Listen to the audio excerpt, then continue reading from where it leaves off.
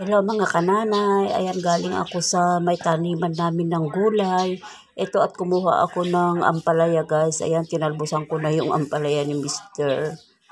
Ayan at ihahalo natin siya sa munggo. Tapos may tanim siyang kamatis, inuubos naman ng ng daga. Kaya yan kahit hilaw na ay kinuha ko na rin siya, pinitas ko na siya guys. Tapos ayan may konting bunga ng sili, saka meron din akong napitas na 2 talong. Ayan guys.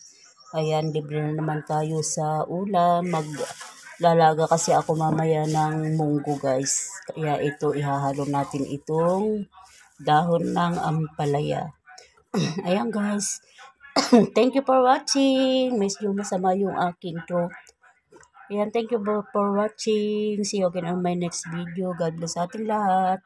Bye! Mga kananay, ito nagluluto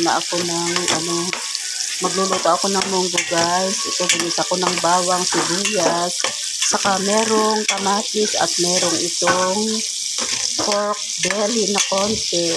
Yan. Ito ang aking pangsahog sa munggo.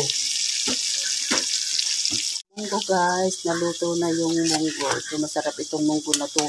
Sabi nila dito ay kusapo. Inilagay ko na tong munggo guys. Ayan. At papakuluan na lang natin. Saka ko ilalagay yung dahon ng ampalaya mamaya pag kumulo na siya. Hello mga kananay. Ito nilagay ko na tong ampalaya. Ayan. Para hindi mapait guys, huwag natin siyang takpan. Tapos pag yung kulong-kulo na yung munggo, saka natin ilagay yung dahon ng ampalaya. Yan guys, hindi mapait. Ganyan akong magluto ng ampalaya guys, para hindi mapait. Ayan ang aming pananghalian. Today is Saturday. Happy weekend to everyone.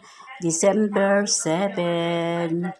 Ayan, thank you for watching sa walang sawang panunood ng aking mga video. Maraming salamat po sa inyong lahat.